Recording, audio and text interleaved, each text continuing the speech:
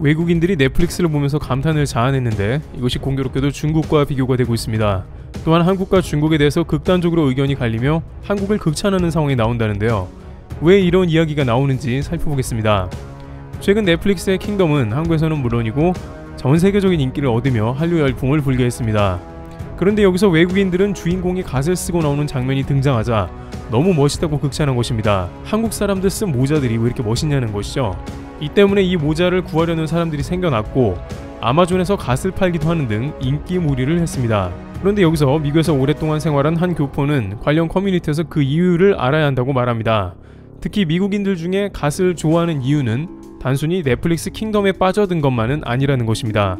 물론 갓은 멋있게 생겼으니까 외국인들이 좋아하고 미국 아마존에서도 판매가 된 계기가 된 건 맞습니다. 많은 외국인들은 킹덤2에서 다시 그 갓을 봤다, 쿨하다, 시즌2에서 갓을 다시 봐서 너무나 좋았다, 킹덤에서 봤던 것들 중에 가장 좋았던 것은 갓이다 등등 모자 자체만으로도 충분히 인기가 있는 건 사실입니다. 하지만 앞서 언급된 한 교포는 자신은 미국인 바이어를 때때로 한국에 초대해 접대한다면서 실제 미국인들은 한국의 유수한 역사가 담긴 그 무엇이라면 열광적으로 보고 싶어 한다고 말했습니다. 주된 이유는 미국은 역사가 짧기 때문으로 미국 땅에서는 역사에서 볼 수 있는 것이 매우 한정되어 있습니다. 1900년대 초에 야구선수 카드를 모으고 과거의 유산이라고는 인디언 보호구역 정도라고 하면서 한국의 5000년 역사는 그들에게 어떠한 경외감을 주며 삼국시대, 고려, 조선 왕조 등 너무 흥미진진하다는 것이죠. 많은 미국인 바이어들이 왔을 때 한국이 IT 강국이라 놀라고 하는 것보다는 비원 혹은 경복궁 같은 역사적 장소를 상당히 인상 깊어하며 판타스틱을 가장 많이 외치는 곳이 한국의 역사를 느끼는 곳이라는 것입니다. 그러한 연장선상에서 그들은 킹덤에서 볼 수 있는 한국의 왕실 문화부터 해서 다양한 것들이 너무나 흥미진진하면서도 자신들이 없는 대단함이라고 느낀다는 설명을 곁들이고 있었습니다. 그런데 한국을 이렇게 극찬하는 외국인들이 최근에는 중국의 다양한 모습을 도대체 이해할 수 없다고 말합니다.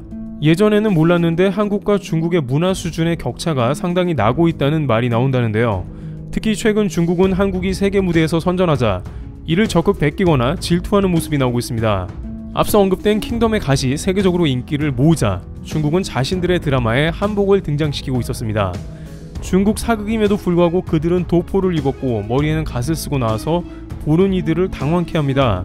중국인들조차 저것은 한국의 갓이다, 잘못된 것이다 라고 지적합니다. 물론 그 와중에 어떤 태세가 빠른 중국인들은 저 갓은 명나라로부터 전해지는 중국의 전통 의상이라며 이제는 한복과 갓이 중국 것이라고 억지를 부립니다. 예전에 중국 사극에서 한복은 하인들만 입던 옷이었습니다만 이제는 주인공들이 한복을 입고 나올 정도로 바꾼 것입니다. 그런데 중국도 한국과 같이 긴 수천 년의 역사를 가지고 있고 자신들만의 고유한 문화가 있는데 왜 그러나 궁금한데요. 중국 고유의 문화재도 충분히 멋지게 활용할 수 있겠죠. 하지만 한국의 것을 왜 베끼고 자기 거라고 주장하냐는 것입니다. 바로 그것은 중국의 문화 대혁명 때문이라고 말합니다. 중국의 문화 대혁명 때 중국은 다양한 문화재를 비롯해서 중국에 전해져 내려오는 문화들을 없애는 것을 택했습니다. 중국의 공산주의로 문화를 대숙청하는 일을 진행합니다. 문화 대혁명은 낡은 사상, 낡은 문화, 낡은 풍속, 관습 등을 모두 타파하고 사회주의 문화를 창조하자는 일입니다. 학생들은 학교에서 모두 나와 홍위병이 되었으며 이들은 다양한 문화재를 비롯해 옛 문화를 간직하고 있는 인간 문화재나 종교 관련 의식 등 중국에 수천 년간 녹아있던 문화를 전국적으로 없애는 작업을 실시한 것으로 보입니다. 마오쩌둥이 지휘한 이 문화 대혁명은 중국의 건물과 거리의 이름을 바꾸고 문화 유적지를 파괴하며 진행됐습니다. 군중들은 마오에 열광했으며 마오를 전국에 도배하면서 그를 반하는 행동은 절대 금하는 명령을 내리기도 했습니다. 이러다 보니 중국의 고유 문화는 사라져버리고 살아남은 중국의 유산은 그리 많지 않게 된 것입니다. 하지만 이제 글로벌 시대로 들어가게 되면서 중국은 문화의 힘이야말로 세계적으로 통한다는 것을 안 것이죠. 그러다 보니 원래 중국의 문화를 찾으려는 노력이 다양하게 이루어지지만 파괴한 것은 쉽게 돌아오지 않습니다. 또한 무언가를 창조하기 위해서 다소 억지스럽게 연출을 해야 하는 순간이 끊임없이 발생하는 것이죠. 중국 후베이 성의 57m짜리 관우상은 중국의 문화를 널리 알리고자 세워졌지만 경관을 해친다는 이유로 중국 당국에 철퇴 명령을 받기도 했습니다. 멋있는 게 아니라 흉물이고 보고 싶지 않다는 사람들이 대부분이었기 때문이죠. 오랜 전통의 미는 자연스러움과 더불어 경관과 조화가 되어 저절로 감탄을 자아내야 합니다. 외국 사람들은 한국의 다양한 궁전은 물론이고 전통 한옥을 보고 오랜 조상의 지혜에 탐복합니다. 이것은 민족과 조상으로부터 흘러나오는 자체적인 컨텐츠이기 때문에 그 누구도 따라할 수 없습니다. 한국이 인기가 있는 것은 그런 문화의 힘 때문입니다. 한국은 누구의 것을 베끼지 않고 옛 것을 통해 자신들 고유의 문화를 발전시키기 때문이죠.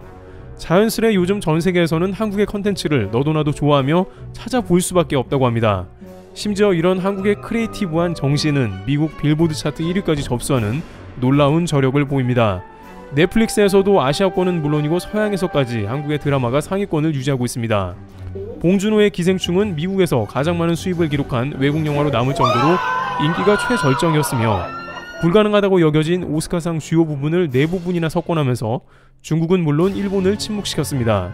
한중일 가운데 누가 뭐래도 한국은 문화 강국으로 세계인들은 또 새로운 컨텐츠를 한국에 기대합니다. 김구 선생은 나는 우리나라가 세상에서 가장 아름다운 나라가 되기를 원한다고 했습니다. 그러면서 오직 가지고 싶은 것은 높은 문화의 힘이라고 일찌감치 문화만이 세계를 아우를 수 있다고 했죠. 하지만 중국은 인기는 있고 싶은가 봅니다. 일각에서는 질투가 심해서 한국이 잘 되는 걸 못 본다고 전해집니다. 분명 자신들이 경제 규모도 크고 인구도 많으니 훌륭한 컨텐츠를 생산해서 전 세계인들이 좋아해야 하는데 정작 인기가 많은 정도가 아니라 전 세계를 리드하는 게 한국이다 보니 중국은 이제 희한한 방법을 쓰는 것이죠. 중국은 자체 컨텐츠를 개발하는 것은 사실상 포기하고 한국의 것을 그대로 베껴서 인기를 얻고자 합니다. 중국에서 자체적인 영화 컨텐츠를 만든다고 해봤자 사회주의에서 벗어나면 절대로 안되기 때문에 중국이 없으면 세상이 망하는 중국 중심의 민족주의 영화가 나와서 사실 아무도 보려고 하지 않습니다. 심지어 미국 디즈니의 뮬란이었지만 중국 자본이 들어가 중국색이 더해지자 보이콧 운동이 일었습니다.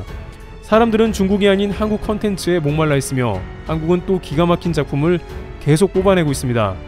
그러다 보니 이제 중국은 한복이 자신들의 옷이라 주장하고 아리랑이 자기들 노래라고 선전하는 모습이 나옵니다. 중국 소수민족인 조선족이 연변에서 살고 있으므로 그들이 불렀던 아리랑과 입었던 한복은 원래는 중국 것이며 그럼 이제 세계의 많은 사람들은 중국을 좋아할 것이라는 논리 가운데 한국의 컨텐츠를 마구 베끼고 있습니다. 물론 이런 시도가 아예 통하지 않는 것은 아닙니다. 물건은 대충은 베낄 수가 있기 때문이죠. 중국 회사들이 엉터리 한글을 제품에 새겨 판매하고 있는 것도 그것입니다. 한국의 컨셉을 그대로 따서 상점을 차려서 베트남이나 태국에서 고객을 속여 제품을 판매하기도 했습니다. 그러나 영화를 비롯해 음악 등 주요 컨텐츠들은 절대 한국의 모습을 흉내낸다고 따라올 수는 없는 것이죠. 해외 네티즌들은 이러한 중국의 모습을 보며 이제 한국과 중국의 차이를 느끼기 시작하고 있습니다. 특히 최근 중국의 연예계는 BTS 인기를 시샘하면서 6.25 전쟁과 엮는 무리수를 두는 상황이 나옵니다. 그 와중에 불법 침략 전쟁이었던 6.25를 미화하면서 한국을 자극하고 있는 실수를 또한 전개하고 있습니다. 게다가 중국 연예계에서는 자신들이 BTS를 포함해서 인기가 떨어지면 중국에서 키우는 중국 아이돌들이 미국의 빌보드 차트에 올라갈 수 있을 것이라면서 반미 운동을 하면서도 빌보드 1등을 원합니다. 그러나 근본적으로 창의적으로 새로운 접근 없이 자신들의 반강제적인 중화 사상을 강요한다면 절대 세계 시장에서는 통할 수 없다는 것입니다. 이번 BTS 사건에서 세계의 많은 BTS 팬 아미들은 중국이 오히려 한국을 불법 침략한 사실을 알았고 중국이 아니었으면 BTS는 군대도 안 갔을 것이라며 한국과 BTS를 적극 옹호하는 모습이 나옵니다. 바로 이것이 문화강국 한국의 힘이라는 것입니다. 이와 같이 최근 한국의 문화 콘텐츠가 세계적으로 뻗어나가면서 중국이 시샘하는 상황이 나옵니다. 그들은 한국의 모든 콘텐츠를 베껴서 중국 내부에선 인기를 얻습니다만 세계 시장에선 철저히 외면당합니다. 문화의 힘에 관한 본질을 깨닫지 못하는 이상 한국에는 절대 문화 콘텐츠로는 이기기 어렵다는 전망이 나옵니다. 테러튜브 여기서 마치겠습니다. 감사합니다.